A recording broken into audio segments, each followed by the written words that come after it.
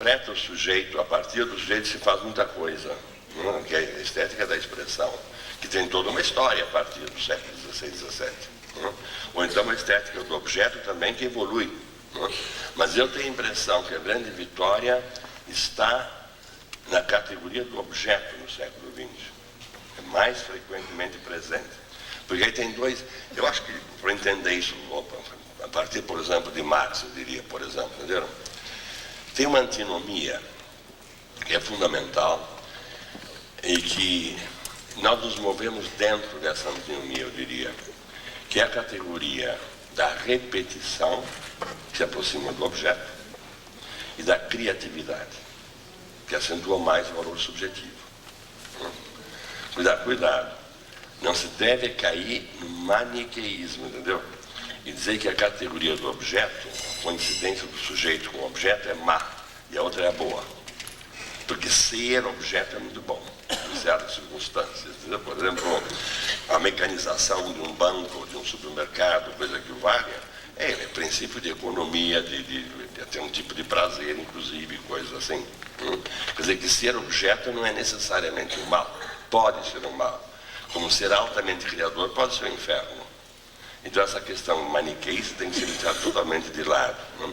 Mas há isso, é uma espécie de importância muito... O Sartre tem uma frase que diz que o limite mais estreito vale para o século XX, não valia para o passado, eu acho. O limite mais extremo da vida emotiva do homem está na relação sadomasoquista. Eu acho que ele acertou em cheio, porque um pode ser objeto do outro e vice-versa. Quer dizer que tudo acaba se resolvendo necessariamente numa relação sadomasoquista com uma intensidade maior ou menor, pode ser mínima, mas porque sempre há uma liderança maior de um dos lados, coisa que o valha, uma receptividade, uma passividade maior do outro lado, que não tem nada a ver com sexo também, quer dizer, no feminino e masculino, tá entendendo? Mas tudo passa mais ou menos por aí. Agora, o que é impressionante é o sucesso fantástico da categoria da repetição e, consequentemente, da redução ao objeto. Porque, por exemplo, o homem massa, o homem robotizado, não é mal, simplesmente. Eu acho que esse tipo de linguagem tem que acabar, entendeu?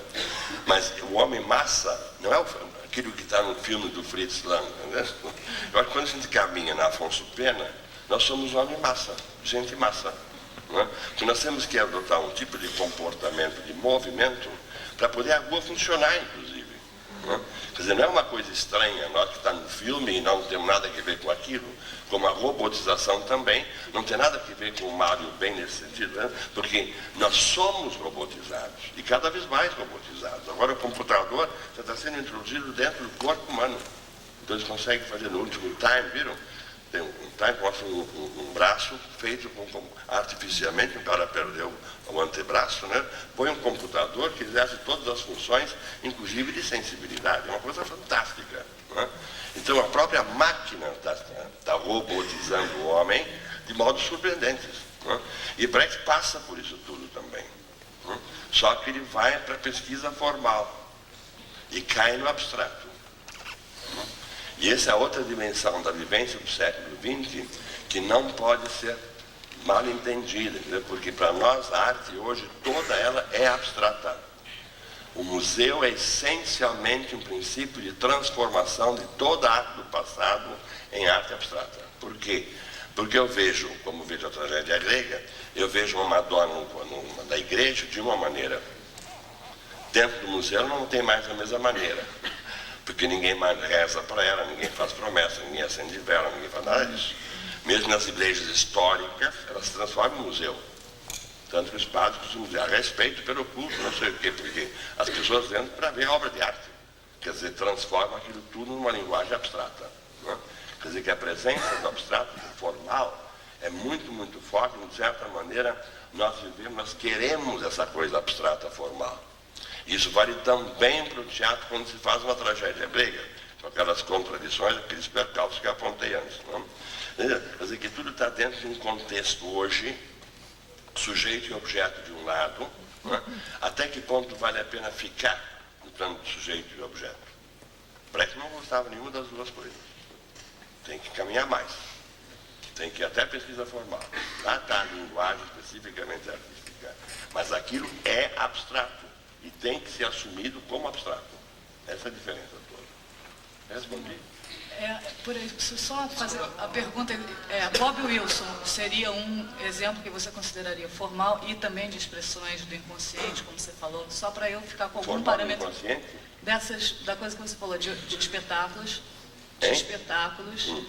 da cena contemporânea, que trazem muito dessa coisa do inconsciente, quando você colocou a pergunta. Olhamos para ele como sujeito, como objeto? Não, o inconsciente eu poria como uma tentativa de aproximação do indivíduo ao objeto.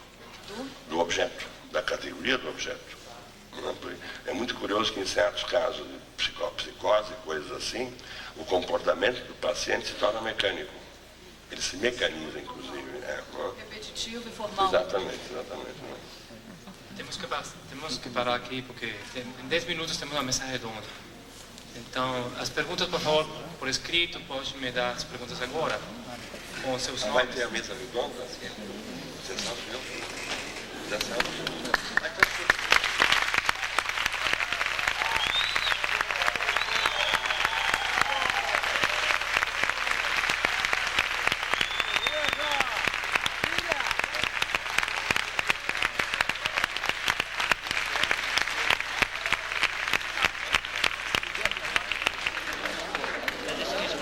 As perguntas, por favor.